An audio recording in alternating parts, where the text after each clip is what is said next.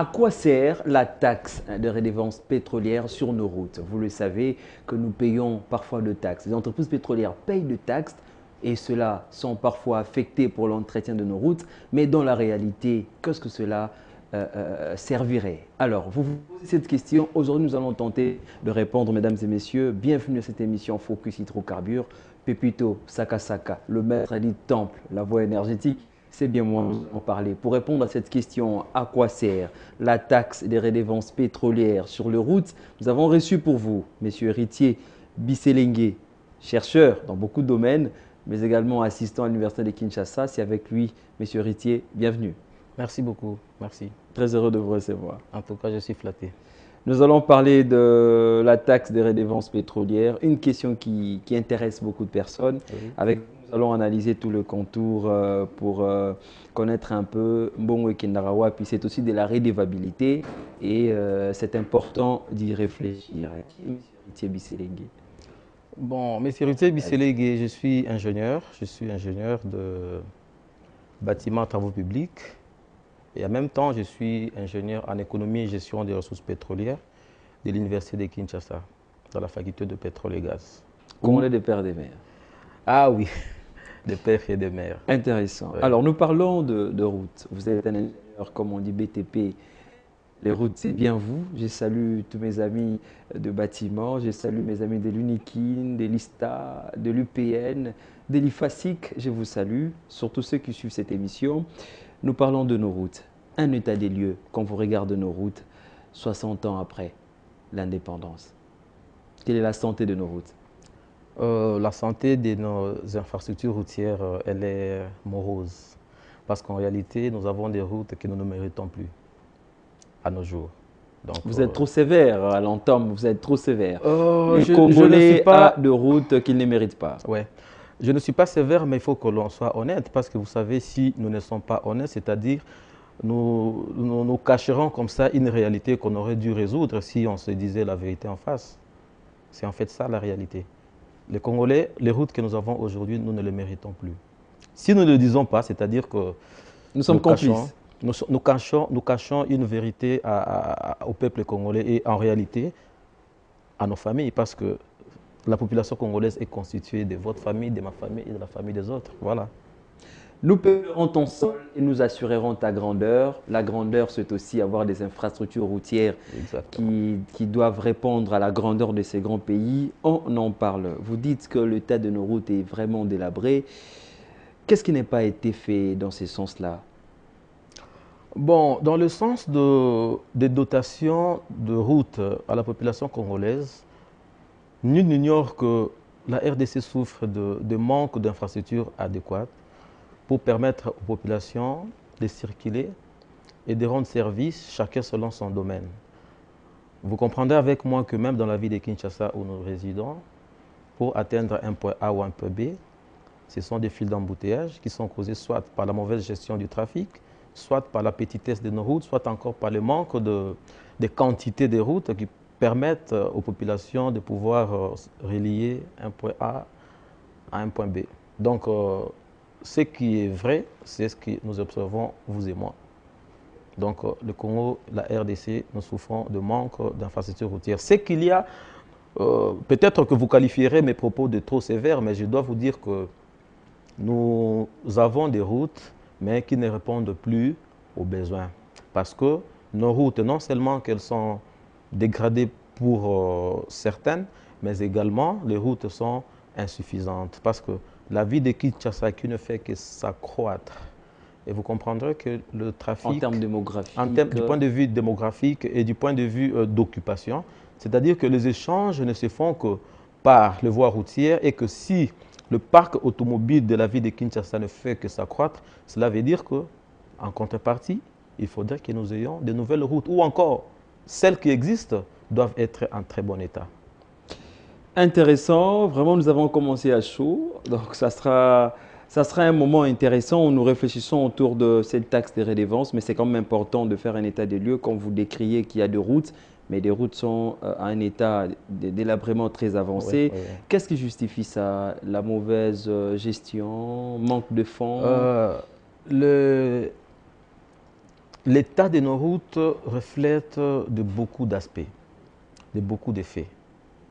Nous pouvons citer ici le manque d'entretien ou encore le manque de financement, ce qui fait qu'une route peut être, des travaux peuvent être par exemple amorcés après des études, mais lorsque les financements ne suivent pas, nous assistons à des routes dont les travaux ont commencé mais qui n'ont pas pu se poursuivre, et du coup, vous avez des kilomètres de routes qui souffrent de non-utilisation, et la conséquence c'est que les échanges deviennent très difficiles. En même temps, nous devons aussi savoir que la qualité de nos routes dépend aussi de la qualité des entreprises qui s'y mettent à pouvoir entretenir ou encore construire.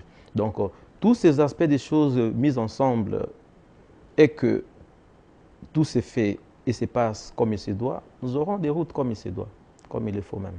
Alors, puisque nous parlons de la redevance pétrolière, le grand public le sait aussi que les entreprises pétrolières payent cette redevance, et c'est sur base de cette redevance, un fonds a toujours été alloué pour l'entretien de nos routes. Mais c'est quoi d'abord cette taxe de redevance pétrolière?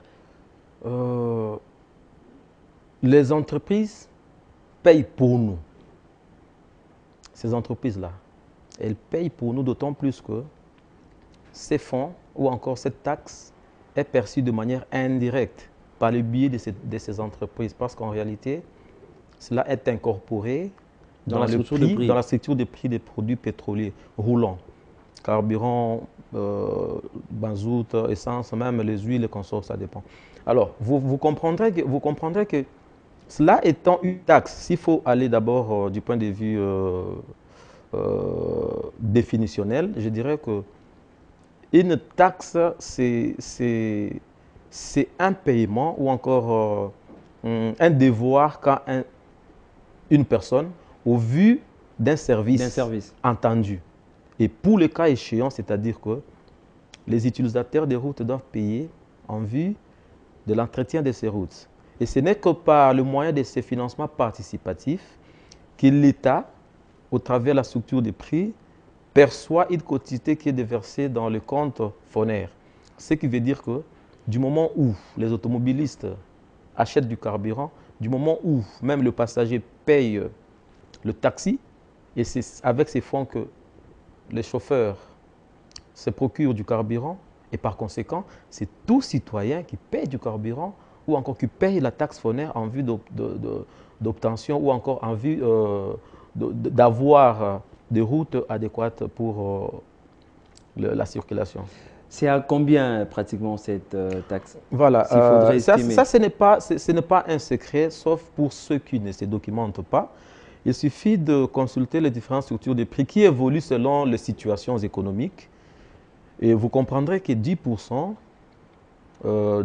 est déversé dans le compte de FONER. Partons d'un petit exemple, c'est-à-dire quoi? Si le prix du carburant est, admettons, à 2900 francs, c'est-à-dire 260 francs, 290 francs est affecté au FONER. Maintenant, ce n'est pas à chacun d'aller verser les 250 francs. C'est la corporation. Francs. Voilà. C'est plutôt les sociétés commerciales qui vendent du carburant, et après évaluation de leur volume vendu, ils doivent à l'État cette part qui est déversée pour l'entretien des routes.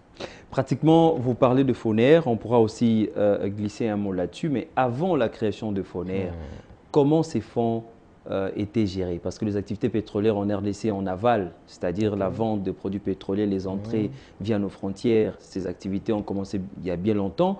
Comment ces fonds, comment cela a été géré bien avant la création de FONER? Ok, d'abord ces fonds est géré de manière, je dirais, interministérielle.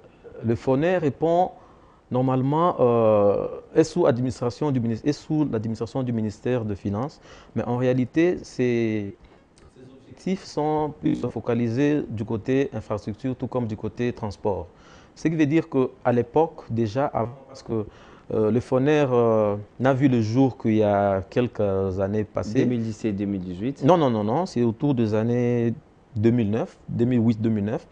Lorsque le FONER a été mis en place. Mais bien avant cela, il y avait ce qu'on appelait à l'époque FAIR, si je ne me trompe pas, FAIR, fonds d'entretien routier, je pense bien, avant que ça ne devienne fonds national d'entretien routier. À l'époque, c'était FAIR, et c'était à l'époque une direction ou encore une structure dans le secteur des infrastructures. Les ITPR. Des ITPR. Donc, c'était attaché là-bas. Alors, pour une administration efficace, il était question de détacher son administration du ministère des ITPR pour faire de cela donc, une entité autonome, pouvoir voir clair sur tout ce qui revient dans son assiette globale. Et ici, l'attention que nous avons toujours fait ou encore que nous faisons du côté FONER, c'est par le fait du pourcentage qu'il a en termes de financement.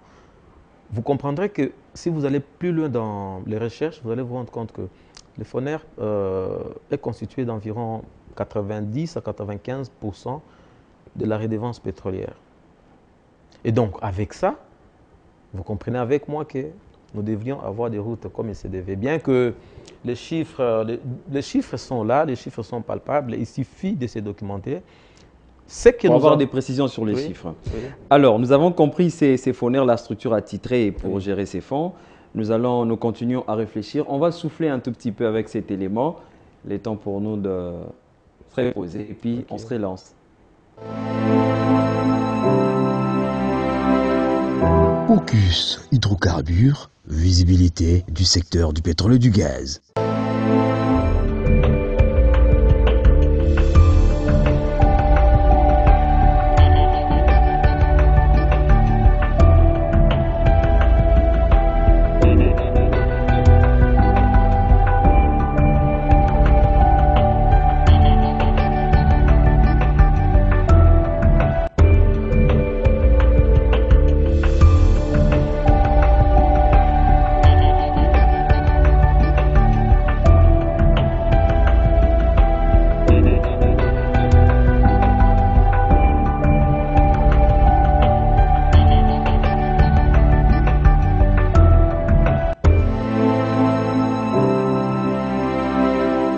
Focus hydrocarbures. Merci à ceux qui nous suivent sur Internet. Focus hydrocarbures officiel, mais également sur la chaîne CSST Télévision, tous les vendredis à 12h40 et le samedi en rediffusion à 1h15. Merci à celui qui fête son anniversaire, c'est vendredi, ingénieur junior Ambaya, un de notre bon anniversaire, mais également à celui qui nous suit depuis Monda, monsieur Hilaire, tous les amis d'Airtel, salutations à vous. On a suivi cet élément, on avait quelqu'un en train d'asperger les carburants, nous parlons de la redevance pétrolière. Quand vous regardez une telle vidéo, quelle est votre lecture? Cela entre en ligne de compte dans ce qu'on appellerait la sécurisation des unités ou encore des unités, je dirais même des gestions de produits pétroliers roulants. Ça, c'est au niveau de l'aval, où on parle de la commercialisation. Déjà, avec l'élément que nous venions de voir, je dirais qu'il faut tout simplement avoir des dispositifs sécuritaires adéquats. Question de sécuriser les opérateurs à tous les niveaux, que ce soit des pompistes, même les clients qui viennent sur des stations-service, parce que s'il y a des esprits mal intentionnés avec comme objectif de pouvoir voler, de pouvoir tuer au niveau des stations-service, c'est lui qui a posé cet acte. Je dirais que c'est un acte héroïque, bien que dangereux, parce que cela pouvait avoir des conséquences. Donc, c'est à déplorer, mais ça peut être évité. À déplorer, ça peut être évité. Nous parlons de nos routes avec monsieur, il est ingénieur, ingénieur héritier. C'est avec lui que nous sommes en train de parler de ce sujet. Nos routes, il y a toujours des initiatives, il y a des projets. Il y a même les 145 territoires, on pourra aussi commenter là-dessus, où il y a des projets dans le sens des infrastructures routières. Elles ne sont pas toujours viables. Peu importe le mécanisme de perception, peu importe le taxe qui existe. À qui la faute? À qui la responsabilité? Ok. Les routes ne sont pas viables, pas parce que quelqu'un l'a voulu. Les routes, à mon avis, ne sont pas viables par le fait de beaucoup d'aspects des choses. Moi, je dois dire que si aujourd'hui, la RDC, de manière générale, tous les secteurs, je dirais même d'activité, si nous avons des problèmes, hormis le côté routier, je dirais c'est par le fait que la RDC ou encore le Congo, c'est nous sommes, comme on le dit, des enfants des parents pauvres, vous voyez. Par là, je veux dire que la Peu RDC... importe la chanson qu'on a toujours entendue, Ok, scandale ok, géologique, voilà, ah. on a du potentiel, on a Ok. tout, mais nous sommes des enfants de D'un parents parent pauvres. pauvre. Comment ça? Donc pour Ça dire fait que, mal voilà, entendre ça. ça fait très mal, mais nous devons, comme je l'avais dit à l'entrée du jeu, que nous devons, dans ces pays, si nous voulons aller de l'avant, nous dire certaines vérités, pourvu que nous sachions c'est quoi les solutions que nous devrions adapter aux problèmes que nous avons.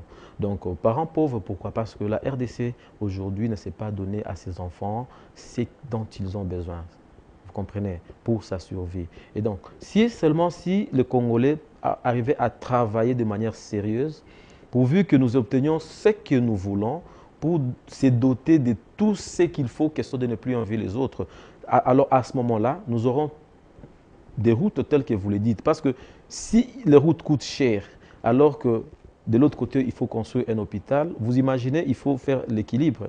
Donc, on ne peut pas financer seulement les routes, tout en sachant que les hôpitaux doivent exister et il faut payer les fonctionnaires de l'État. Donc tout ça, c'est juste pour dire que la qualité de notre ne dépend aussi de l'envergure de ces financements. Les financements. Ouais. Dans ce cadre ici, toutes les parties prenantes sont concernées. Toutes les parties prenantes les sont gouvernants, concernées. Bien sûr. Et la société civile également. Oh, la société civile, pourquoi taxer la société civile? Bon, dans le sens de l'appropriation d'un certain nombre de projets routiers, et la société civile peut participer. Aujourd'hui, nous assistons à quoi dans nos routes qui, d'ailleurs, sont une fois réhabilitées dans des conditions aussi difficiles, avec ces financements qui viennent de manière difficile, par tout ce que nous connaissons comme problème dans le pays. Mais la société civile, à quelle part à ce moment-là? Imaginez par exemple lorsque une personne quitte sa maison avec des déchets d'immondices déversés dans un caniveau, ou encore dans un collecteur, et qui a demain difficulté de pouvoir faire d'évacuation des eaux. Vous verrez qu'à ce moment-là, c'est la société, ce sont les riverains, ce sont les populations qui souffrent par exemple des moustiques. Et du coup, c'est même eaux qui sont redéversées sur des chaussées, tout sachant que l'ennemi numéro 1 de la route, c'est de l'eau. Et c'est alors que nous comprendrons que souvent nos routes ne durent pas. Et la société civile, sa part de responsabilité, c'est quoi? C'est la conscientisation, pour que la population puisse s'approprier de ces différents projets qui sont financés de manière aussi difficile que ça. Alors, Monsieur Ritier, la caméra est fixée sur vous. Okay. Dites-nous calmement, en regardant cette caméra, oui, à quoi sert la redevance pétrolière sur nos routes? Vous avez dit c'est les 10% qu'on perçoit. Ça sert à quoi jusqu'aujourd'hui? Les Congolais qui vous regardent. De par sa dénomination, je ne dis pas ici que le FONER est là pour construire de nouvelles routes. Mais par ricochet, lorsque le FONER ou encore lorsque les fonds sont mis à la disposition d'une route ou d'une autre, moi je dirais que ça quitte son volet entretien, ça va même dans la construction. Parce que je venais de dire que les routes sont dans des états, je dirais, des délabrements très avancés. Et une route comme ça, qui n'a plus existé pendant une longue période, lorsqu'il faut financer pour entretien, et là, il ne sera plus question d'entretenir parce qu'il faut l'adapter à la réalité actuelle. Aux besoins actuels. Ce qui veut dire qu'au lieu de réhabiliter, comme on le dit, on construit à nouveau ces routes-là. Ce qui vient répondre à votre question pour dire que le FONER est là pour entretenir des routes. Mais au vu des situations actuelles, cette réhabilitation devient pratiquement de construction de nouvelles routes.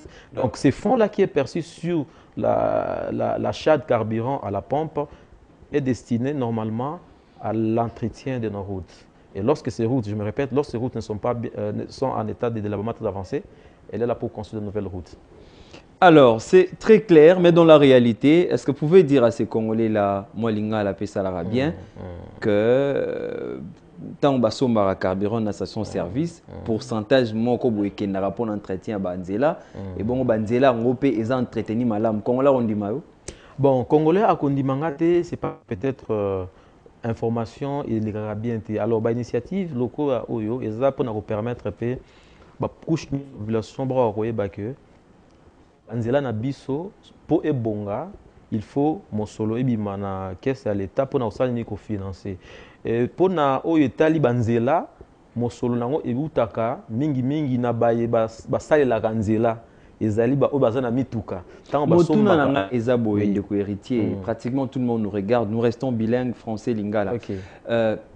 Le fonds existe, les financements existent. Est-ce que cela est réellement affecté pour que nos routes changent? Je crois oui. Et puis quand je dis réellement, je fais allusion aux impacts visibles. Aux impacts visibles, à chaque fois qu'il y a un projet de route, il y a des panneaux qui sont affichés. Et sur ces panneaux, vous voyez le maître d'œuvre, le maître d'ouvrage ou encore la source de financement. Okay? Et du moment où le FONER intervient, on écrit toujours FONER. Il faut dire que cela existe. Il faut peut-être circuler les pays. Il faut circuler les pays. C'est vrai que l'on dirait, voilà, de l'autre côté, il n'y a pas de route asphaltée, mais les routes en terre existent aussi. Il y a même des routes en terre qui sont financées par le FONER. Cela existe. Et du moment où vous passez quelque part, vous voyez un panneau qui est mentionné dessus, source de financement, le FONER. Donc, le FONER a intervenu. Mais par rapport à l'envergure, je ne connais pas trop le contour qu'il y a sur ces différents projets. Mais sinon, le FONER finance. Mais le problème ici, c'est de savoir maintenant… De répondre aux besoins. De répondre aux besoins ou encore, c'est quoi la capacité mobilisatrice de ces structures pour qu'elle ait effectivement les moyens de sa politique et surtout répondre à la mission pour laquelle il était créé. Alors, nous allons certainement chuter avec des recommandations parce que c'est nécessaire. Oui. Quand nous allons, comme nous avons présenté la problématique, certainement vous avez des pistes de solutions à proposer. Alors, dites-nous en peu de mots, quel est l'impact des infrastructures routières dans l'économie d'une nation ou dans le développement d'une nation, parce que vous avez circulé Sénégal, Tchad et tant d'autres pays africains. Je ne sais pas si pratiquement c'est la même réalité que la RDC. Dites-nous un peu l'impact des infrastructures routières dans l'économie d'une nation. Ok, l'impact de la route dans la vie nationale, ce n'est que les changements de niveau de vie ou encore la création de richesses.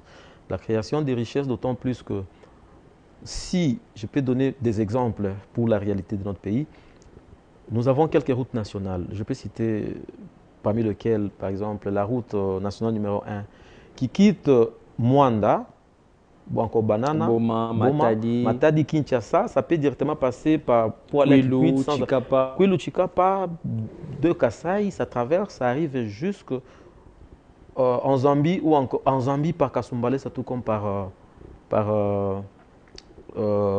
Sakanya. Donc, cela veut dire quoi? Si un Congolais qui habite Kinshasa n'a pas 300 à 400 $ pour aller à Lubumbashi par avion, il peut prendre le bus pour atteindre Lubumbashi par route.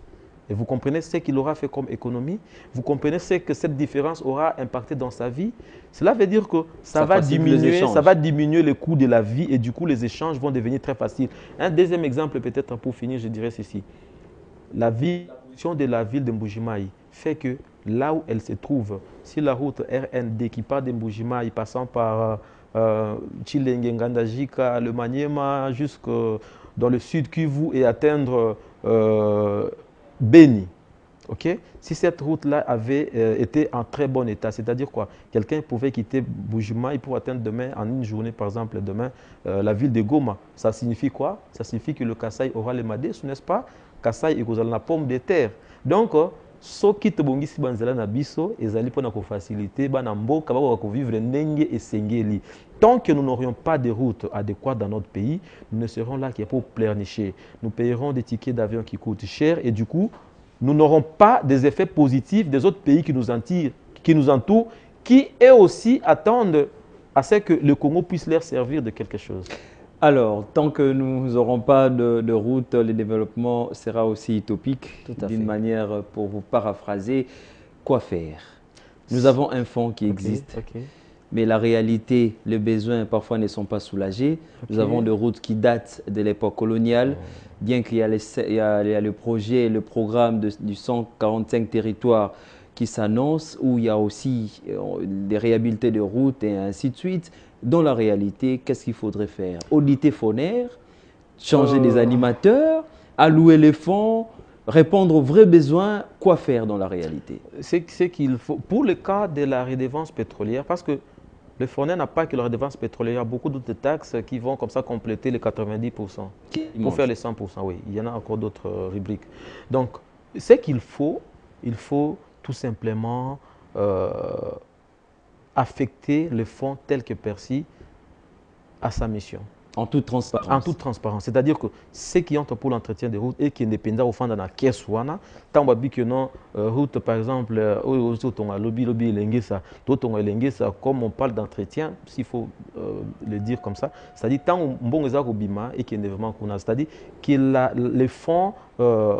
les fonds sortis puissent vraiment atteindre l'objectif pour lequel il a été demandé. Donc c'est juste ça. Et en plus de cela, pour que ces fonds-là puissent s'accroître normalement, il faut procéder par une quantification réelle des produits pétroliers importés dans des pays étrangers qui entrent en RDC, qui sont consommés. Il faut les quantifier comme il se doit. Il faut éviter les coulages et consorts. Pourquoi j'ai dit coulage? Parce que vous comprendrez que une structure informelle, c'est-à-dire Moutou, au pétrole, au l'État, moi, mon soleil, il fallait qu'il y ait un compte à l'État, il y a vous comprenez? Et là, on vole l'État. Coulage de recettes. On vole l'État. Et donc, toutes les sociétés pétrolières, les sociétés commerciales qui vendent les produits pétroliers doivent déclarer comme il se doit leur chiffre d'affaires. Question pour que l'État aussi trouve son compte afin de doter la population de routes adéquates. Alors, une question comme ça. Nous émettons depuis Kinshasa. Okay. Nous voyons Kinshasa. Nous avons appris le projet Kinshasa Zéro Trou. Est-ce les Kinois méritent un tel projet? Est-ce un projet intéressant pour entretenir nos routes? Est-ce utopique ce projet? Je viens encore en disant que ceux qui dans le Baki RDC, nous sommes des enfants de pays pauvres. Je peux encore dire que même la vie de Kinshasa, nous sommes les enfants des parents pauvres en fait. Parce que le projet Zéro Trou, c'est un bon projet, je dirais. Mais c'est quoi son efficacité? C'est quoi ses objectifs?